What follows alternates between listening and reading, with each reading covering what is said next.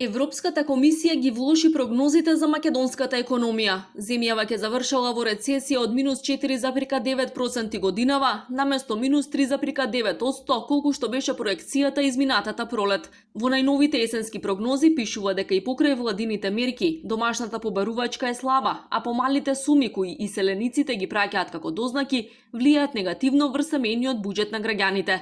Се забележува благо закрепнување на побарувачката од странство, а инвестициите треба да се стабилизираат во последните 3 месеци од годинава.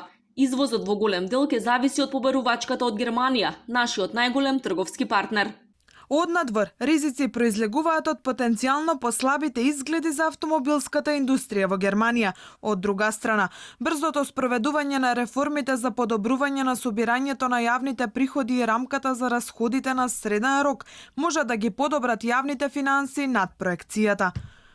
Приходите се намалиле за 8% на годишно ниво. Европската комисија нотира дека фискалниот дефицит значително се зголемил годинава, а се очекува да се намали постепено повторно во следните 2 години. Владата со вториот ребаланс повторно го зголемила буџетскиот дефицит од првично планираниот, за да дојде до 470 милиони евра за четвртиот пакет антикризни мерки. Долгот според комисијата ќе продолжи да расте. Општиот државен долг ќе надмине 50% од бруто домашниот производ годинава и се очекува да продолжи да расте во 2021 и 2022 година, воден од се уште обемниот буџетски дефицит. Стабилизацијата на долгот која се очекуваше по 2021 година ќе биде пролонгирана.